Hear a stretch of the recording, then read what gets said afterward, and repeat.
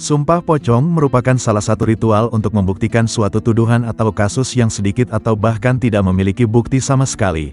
Sumpah ini diambil oleh manusia dengan menggunakan pakaian ciri khas pocong, yaitu kain kafan. Ritual sumpah pocong merupakan adat budaya Jawa yang memang sudah ada sejak zaman dahulu.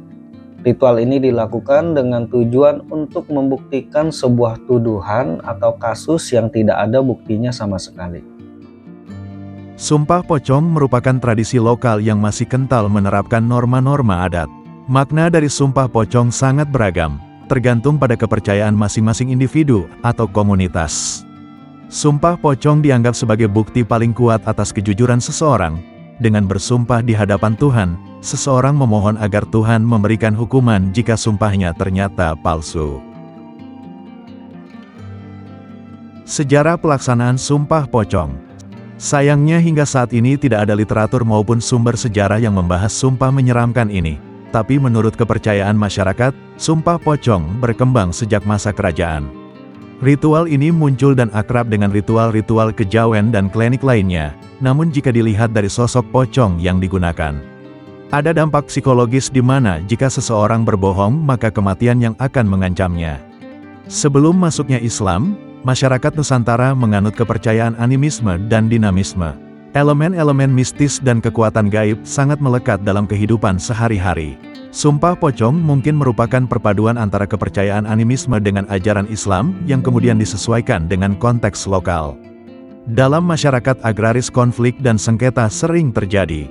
Ketika bukti-bukti hukum sulit ditemukan, sumpah pocong dianggap sebagai cara terakhir untuk menyelesaikan masalah.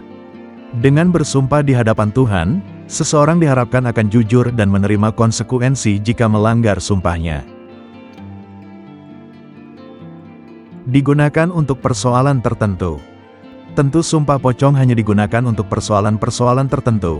Sumpah jenis ini diambil saat persidangan dan hukuman tidak mampu menyelesaikan. Kasusnya biasanya tidak bisa dibuktikan, misalnya kasus santet, sihir, fitnah besar serta kejadian-kejadian yang tidak ada buktinya. Sumpah pocong dipilih sebagai jalan terakhir yang hakimnya adalah Tuhan sendiri. Ketika semua cara penyelesaian masalah sudah ditempuh namun tidak membuahkan hasil, sumpah pocong seringkali dianggap sebagai jalan keluar terakhir. Dengan bersumpah di hadapan Tuhan, seseorang berharap dapat membuktikan kebenaran pernyataannya. Dalam masyarakat yang sangat menjunjung tinggi nilai-nilai sosial, sumpah pocong juga bisa menjadi alat untuk menjaga ketertiban dan mencegah terjadinya pelanggaran norma-norma yang berlaku. Tekanan sosial yang kuat membuat seseorang merasa terdorong untuk bersumpah demi menjaga nama baiknya. Ketika terjadi perselisihan mengenai harta warisan, sumpah pocong seringkali digunakan untuk membuktikan siapa yang berhak atas harta tersebut. Pelaksanaan sumpah pocong. Ada 3 hal yang harus dipersiapkan dalam pelaksanaan salah satu ritual klinik ini. Pertama adalah kain kafan atau mori, kemudian saksi dan yang terakhir adalah sumpahnya. Orang yang hendak melakukan sumpah pocong ini akan diperlakukan seperti mayat, mulai dari dimandikan, sampai akhirnya dibalut dengan kain kafan. Si pesumpah akan dibimbing seorang tokoh untuk mengucapkan apa yang perlu dikatakan. Tidak hanya sumpah saja, tapi juga deretan risiko yang akan ditanggungnya jika berbohong, yakni mati, sakit parah, miskin 7 turunan dan sebagainya. Prosesi sumpah seringkali disertai dengan doa-doa khusus dan ritual tertentu yang bertujuan untuk menguatkan sumpah dan memohon kepada Tuhan agar memberikan hukuman jika sumpah tersebut palsu. Dalam pelaksanaannya, orang yang melakukan ritual sumpah pocong ini akan diperlakukan layaknya seperti mayat, mulai dimandikan sampai dengan diberi kain kafan, dan selanjutnya akan dibimbing oleh tokoh masyarakat setempat untuk mengucapkan kalimat-kalimat sumpah tersebut.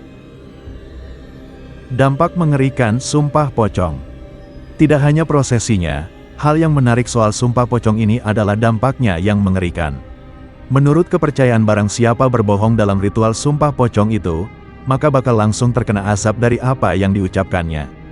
Banyak yang percaya jika sumpah pocong ini sangatlah besar risikonya, makanya hanya orang-orang yang benar-benar berani saja yang mau melakukannya.